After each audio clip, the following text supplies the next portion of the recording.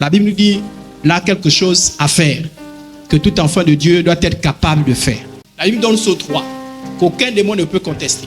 Je vous ai dit une fois qu'un jour je priais et un esprit s'est manifesté, a dit: je suis le Saint-Esprit, mettez-vous à genoux. Heureusement qu'on connaissait ces textes-là. On a dit: ok, il n'y a pas de problème, on va éprouver sur le Saint-Esprit. Mais au moment où on a voulu éprouver l'Esprit, l'Esprit a dit: vous n'avez pas le droit de m'éprouver, je suis le Saint-Esprit. Nous, on a répliqué, on a dit: le Saint-Esprit nous permet d'éprouver les esprits. Donc tu peux t'opposer à ce que le Saint-Esprit peut s'opposer à ce qu'il a inspiré. Et ça nous a permis de savoir plus tard, que ce n'était pas le Saint-Esprit, c'était un démon qui avait saisi quelqu'un et qui voulait se faire passer pour le Saint-Esprit et nous manipuler au travers de cette chose. Donc on ne se fie pas à n'importe quel esprit. C'est un droit que personne ne t'empêche de t'éprouver. La Bible dit: lorsqu'un ange descend du ciel, il faut qu'il soit éprouvé. Un ange descend, t'apparaît: je suis l'ange de Dieu. Oui, moi je veux avoir des preuves. Je veux savoir si c'est vraiment toi. Et l'ange te dit: non, tu n'as pas besoin de savoir, de vérifier. Ça, c'est la preuve que c'est un démon. Le Saint-Esprit ne peut pas t'empêcher de faire ce qu'il lui a recommandé. Donc la Bible nous interdit de faire confiance aussi facilement, aussi rapidement, sans avoir d'éprouver. Est-ce qu'on a compris? Voilà, c'est un droit. Personne ne doit t'empêcher d'avoir ce droit. La Bible dit: n'ajoutez pas foi à tout esprit. Autrement dit, dans notre version, on dit que lorsque les esprits se manifestent au travers d'une personne, parce que si une personne parle, c'est sous un esprit, ben, il faut l'éprouver. Et nous allons voir peut-être un de ces jours comment éprouver les esprits. Mais déjà, c'est un principe que vous devez savoir. Et l'autre chose qu'on dit, non seulement on ne doit pas croire aussi facilement, mais on doit éprouver. Autrement dit, mettre à l'épreuve. On doit chercher des tests, on doit chercher des signes qui nous prouvent que c'est juste. Un jour, j'étais en retraite avec un groupe, avec le groupe de jeunes que je dirigeais. Et puis quelqu'un vient nous apporter des prophéties. J'ai dit: c'est pas grave. J'ai dit au jeune homme: permettez-moi de mettre en épreuve les prophéties. Et le jeune homme dit: non, tu n'as pas le droit de mettre en épreuve, il faut seulement exécuter. Exécute seulement ce qu'on dit. J'ai dit: non, on n'a pas le droit d'exécuter ce qu'on dit sans vérifier d'abord ce qui est dit. Vous voyez? Donc j'ai dit au jeune homme: jamais. On ne va pas mettre en pratique ce que tu nous dis avoir reçu du Seigneur sans vérifier que c'est biblique. Amen, amen. Ok, donc c'est: n'ajoutez pas foi à tout esprit, mais éprouvez les esprits. Alors, pourquoi on doit éprouver? Parce que frères et sœurs en Christ, le monde est dangereux dans lequel nous vivons. Je vous l'ai dit la dernière fois, dimanche avant l'Agapé. Je vous l'ai dit et je vous le redis encore aujourd'hui. Et je vous ai dit que les agents de Satan se sont infiltrés dans l'église. Si quelqu'un vient au nom dit: je suis par exemple un sorcier, facilement on le reconnaît. Je suis un franc-maçon, on le reconnaît facilement. Quelqu'un vient, si un esprit apparaît, je suis un démon, facilement on le reconnaît. Tout de suite, on va dire au nom de Jésus. Je pense que n'importe qui va dire au nom de Jésus. Mais quand quelqu'un prend l'apparence de quelque chose de bien, par exemple, si un démon vous apparaît et dit: je suis un ange fidèle, saint de Dieu, là c'est compliqué. Alléluia. Si un agent de Satan se transforme et se dit: je suis un ouvrier de Dieu, là c'est difficile. Il nous faut éprouver. Alléluia. Pourquoi? Parce que c'est notre salut qui est en jeu. Je voudrais nous sensibiliser. C'est notre salut. Et on ne joue pas avec le salut. Voilà pourquoi nous devons forcément éprouver. Donc les agents de Satan. Pourquoi? Les agents de Satan se sont infiltrés dans la maison de Dieu. Beaucoup des agents de Satan. Beaucoup frères et sœurs en Christ. Donc, nous ne devons pas être ces personnes-là que ces derniers vont manipuler. Non. Nous devons donc faire attention. Jésus a répondu: prenez garde que personne ne vous séduise, car plusieurs viendront sous mon nom, disant que c'est moi qui suis le Christ, et ils séduiront beaucoup de gens.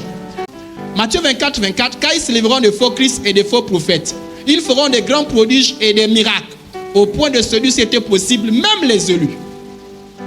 Si c'était possible de séduire même les élus.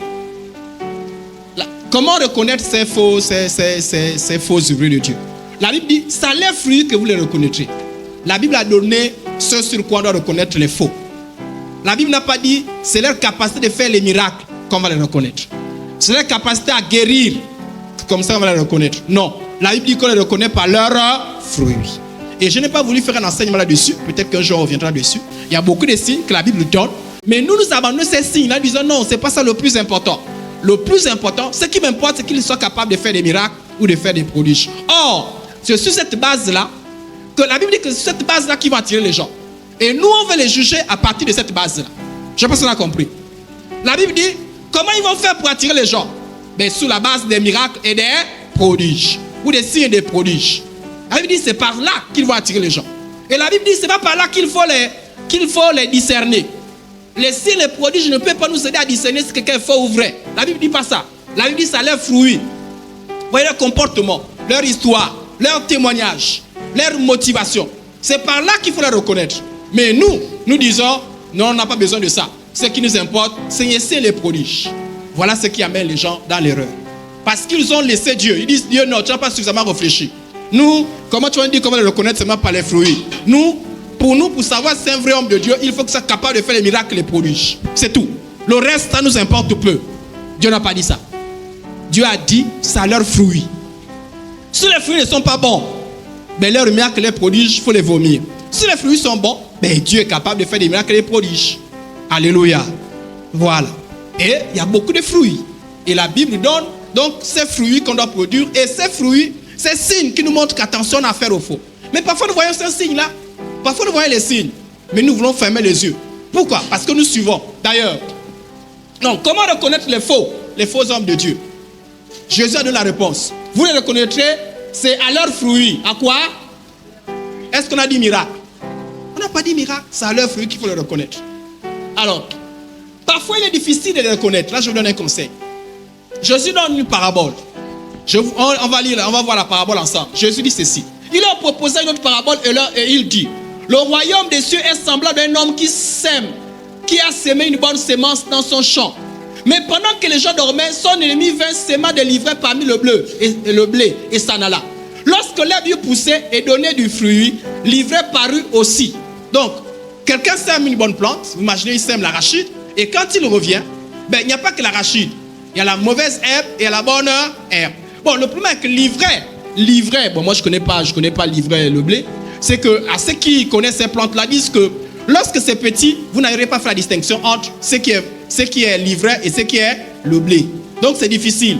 Et Jésus donne effectivement cette parabole-là pour dire, attention, lorsque c'est au début, c'est difficile de faire la différence entre le vrai et le faux. Et Jésus donne donc un conseil. Donc, dans cette parabole, les serviteurs du maître de la maison vinrent lui dire: Seigneur, n'as-tu pas semé une bonne semence dans ton champ? D'où vient qu'il y a de l'ivraie? Il leur répondit: c'est un ennemi qui a fait cela. Et les serviteurs lui dirent: veux-tu que nous allions l'arracher? Non, dit-il, de peur qu'en arrachant l'ivraie, vous déracinez en même temps le blé. Jésus dit non. Si on va arracher l'ivraie, on peut aussi arracher les bleus. D'ailleurs, ceux qui sacent, généralement ne sacent pas lorsqu'encore c'est petit. Parce que parfois c'est sensible, donc on prend beaucoup de précautions. Généralement, on laisse les plantes évoluer avant d'arracher la mauvaise herbe. Et je dis, laissez grandir. Quand ça va grandir, la différence va vite se faire voir. Et là, on pourra arracher l'ivraie et récolter le blé. Alléluia. Et Jésus dit, laissez croître l'un et l'autre jusqu'à la moisson. Et à l'époque, la moisson, je dirais au moissonneur, arrachez d'abord l'ivraie et liez-la et en gère pour la brûler, mais amassez le blé dans mon grenier. Par ce conseil-là, Jésus dit quoi? Jésus dit parfois, le faux, le vrai, c'est difficile. Ah oui, hein, parfois c'est difficile. Hein. Parfois, vous ne savez pas qui est vrai, vous ne savez pas qui est faux. Jésus dit parfois c'est difficile.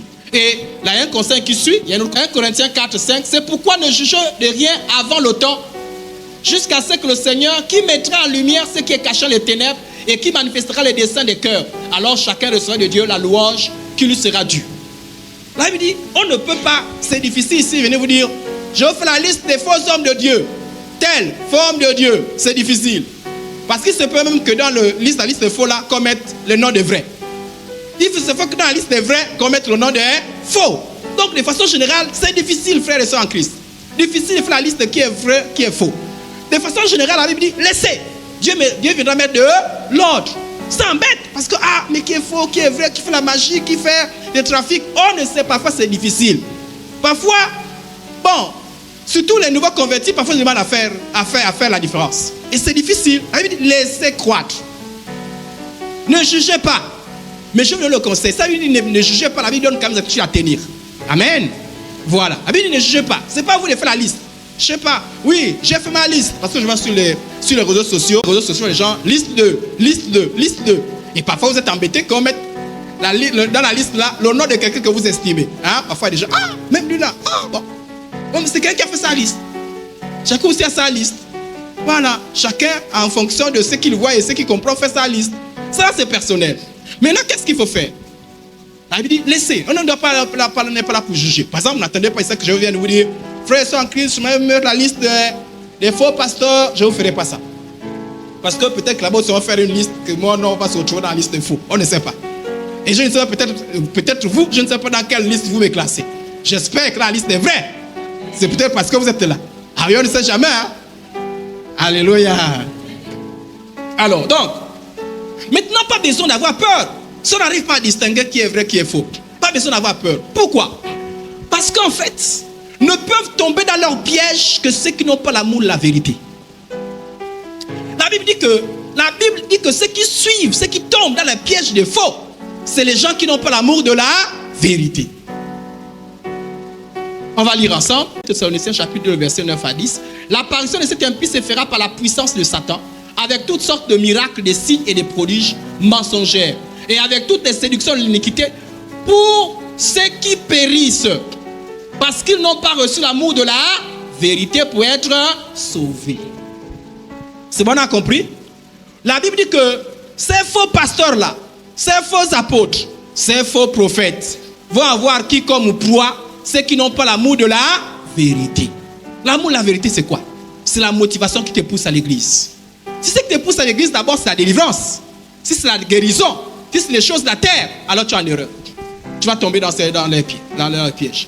Mais si c'est d'abord le salut, si tu comprends que il faut d'abord que le salut, c'est la repentance, c'est la foi, c'est l'obéissance à Jésus, tu es sauvé. Alléluia. Il y a des gens, d'ailleurs, peut-être parmi nous, il y a des gens qui ont commencé dans ces histoires, dans ces faussetés-là, et qui sont sortis. Mais pourquoi nous on a réussi à sortir? Parce qu'on avait l'amour de la vérité. Si quelqu'un a l'amour de la vérité, même s'il commence dans ce qui est faux, Dieu va le sortir à l'intérieur. Quand tu cherches vraiment Dieu, quand tu cherches vraiment le salut, quand ton cœur veut vraiment écouter la parole de Dieu et te soumettre la parole de Dieu, tu ne vas pas tomber dans ces pièges. Mais si ton cœur c'est les choses de la terre, tu seras manipulé. Alléluia. Donc que tu connaisses la liste ou pas, Dieu va te diriger. Le Saint-Esprit va t'orienter. Il y a des gens qui sont partis dans des endroits, ils étaient sous la manipulation des faux. Et c'est Dieu qui les a visités. Dieu a dit, sors de là. Là tu es en danger. Moi je vois ton cœur. Ton cœur me cherche. Sors de là. Alléluia. Mais quand tu n'as pas l'amour de la vérité, tu seras manipulé. Parce que tu ne cherches pas la vérité. Ce qui t'importe, c'est les choses de la terre. Ce qui t'importe, c'est le spectaculaire. Ce qui t'importe, c'est les miracles, les prodiges, les guérisons. Est-ce que c'est mauvais la guérison? Non. Est-ce que c'est mauvais le mariage? Non. Est-ce que c'est mauvais le miracle? Non. Mais si tu cherches ça plus que Dieu, tu es en erreur. Alléluia. Et on voit des gens qui disent, moi, le salut m'importe peu. Ce qui m'importe, c'est comment on trouve la solution à mon problème. Eh bien, tu vas tomber dans ces choses. Parce que les gens vont dans des endroits et on leur propose des choses bizarres. Bizarres. Je suis la dernière fois le témoignage d'une dame qui voulait un enfant et le pasteur a dit, bon, écoute, tu veux l'enfant, écoute, sortons ensemble. Moi, j'ai une sémence spirituelle. Mais la dame voulait l'enfant, non? Et elle a cédé. Et puis, cédé après, elle est venue dans les réseaux sociaux. Oh, le pasteur. Oh. Mais toi, tu as dit au pasteur. Toi-même, tu étais aussi dans cette histoire. Quand je cherche la vérité, tu tombes des choses comme ça. Parce que, non, quand même. Un pasteur qui te dit, sortons ensemble. Quand même, hein? Quand même. Quand je l'avais dit, c'est que, est-ce qu'il y a l'impudicité comme ça?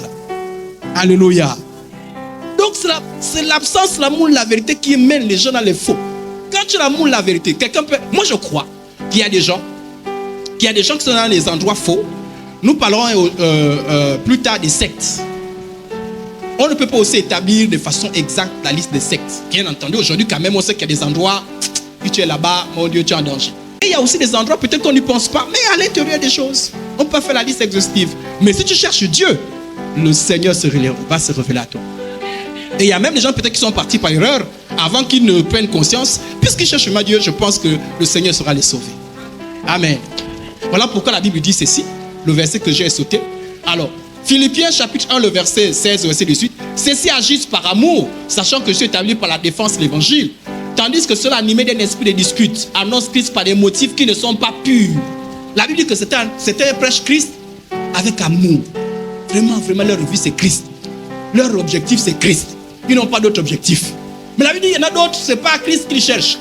Ils cherchent à devenir, avoir la gloire. Ils cherchent à avoir l'argent. Ils cherchent à avoir la réputation.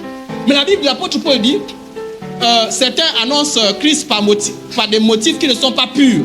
Et avec la pensée de susciter quelques tribulations dans mes liens.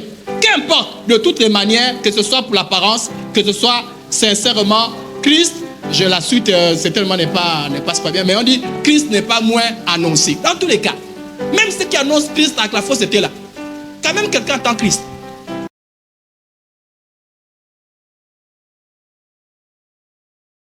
Tous ceux qui ne sont pas convertis peuvent être utilisés par Satan. Alléluia. Alléluia. Mais je ne parle pas de ceux qui sont utilisés seulement. Je parle de ceux qui sont conscients, qui sont au service du mal. Et parmi ces personnes qui sont au service du mal, on peut trouver ceux qui sont par exemple la sorcellerie. Un agent de Satan, généralement, il est possédé par un démon. Par exemple, les sorciers, les occultistes, ils ont des démons. Un agent de Satan, c'est quelqu'un qui a un démon. Il a un démon. Pas un démon qui l'amène à faire des expériences sur le plan spirituel. Alléluia. C'est des gens qui détiennent certaines connaissances du monde spirituel et qui détiennent de certaines capacités. Ils sont capables d'envoûter, de manipuler. Ils sont capables de rendre malade. Ils sont capables d'influencer. Ils sont capables de faire des blocages. Ce sont des agents de Satan. Mais parmi les agents de Satan, il y en a certains qui se déguisent. Car Satan se transforme en ange de lumière. Certains agents de Satan sont les pasteurs. Oui. Des pasteurs qui se déguisent. C'est un agent de Satan, mais il dit que c'est un pasteur. Il n'est pas un pasteur. Lui, il vient. Il va avoir le nganga. Il va avoir le nganga. Vous faites tomber les gens. Vous faites crier. Et voilà pourquoi, frères et sœurs en Christ, vous aussi, quand dans une église, vous faites que tomber, vous ne changez pas. Vous voyez pas que c'est suspect. Alléluia. Vous ne faites que tomber. Attention. Mais comment? Il y en a certaines personnes, tous les dimanches. Attention. Je vous dis la vérité. Parmi nous, les pasteurs, il y a des gens qui font du fétichisme, de l'occultisme. Ils le font parce que ce qu'ils comptent, c'est quoi? C'est qu'ils ont l'argent. Ils veulent votre argent. Ils veulent la gloire. Ils ne veulent pas vous amener au ciel. Voilà pourquoi, cela, vous venez dans la fornication. Il n'y a pas de problème. Est-ce que c'est un problème? Tu peux voler. Est-ce que c'est un problème? Non, tu peux faire tes choses à toi. Et sachez que tu remplis l'église. C'est tout. Lui, t'es béni. Fornication, béni. Ivrogne, diacre ancien. Donc, si tu vois que si on ne te nomme pas, là-bas, on va te nommer. Va, si tu as beaucoup d'argent. Mieux encore, tu as une voiture, tu gardes. Même si tu es un infidèle, comme ce n'est pas permis, tu as 5 femmes dehors. Tu as l'argent. Tu es nommé tout de suite. Ce sont les agents de Satan. Donc, l'agent de Satan, il n'y a pas que le sorcier.